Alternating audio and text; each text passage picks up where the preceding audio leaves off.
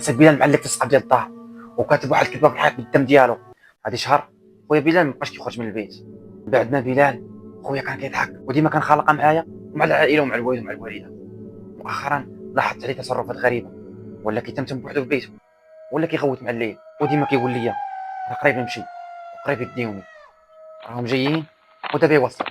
ولكن انا كنقول هذا واش كيضحك ولا كيتفلى ولا بصح؟ نقول لي بلال الا كنتي كضحكي رجع لعقلك، راه هادشي ما كيضحكش، وراه الوالد هو تهز لك الهم ومبقاش كيديها النعاس مع الليل.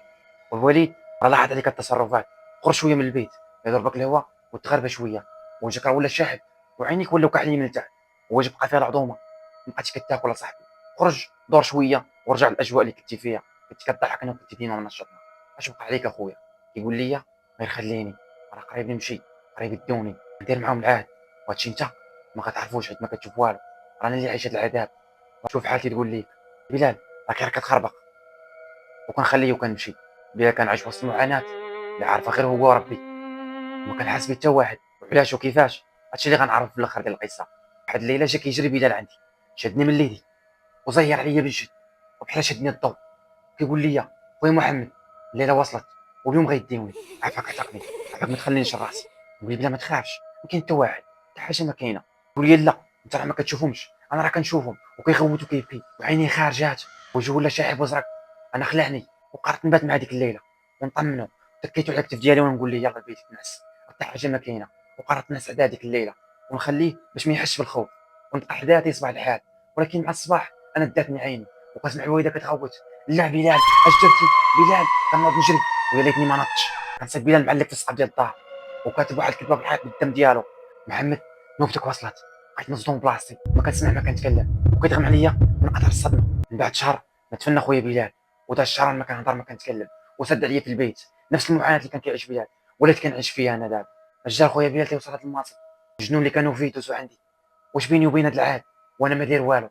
كيجي عندي واحد الخيال مع الليل وكيقول لي الا مشيتي تا قلت لشي واحد بلا راك كتشوفنا كيما دار خوك بلال غادي تموت، غادي نقطعوا لك العصاب ديال ليدك.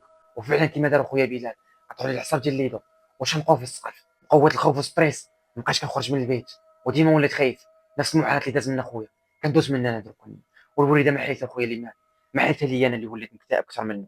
وداك الجنون اللي كنشوف مع الليل والشياطين والاحلام، الخبث والخبائث ديال العياذ بالله في ذاك البيت. كنعيش الجحيم في الاحلام ديالي. مابقاش كيديني الناس، العظومه ديال الكرش ولاو كيتحاسبوا.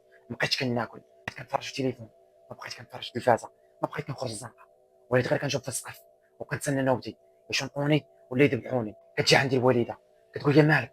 خرج اولدي، خرج اولدي ضربك الهواء، راه خوك ما عندنا ما نديرو ليه، هذا قدر الله.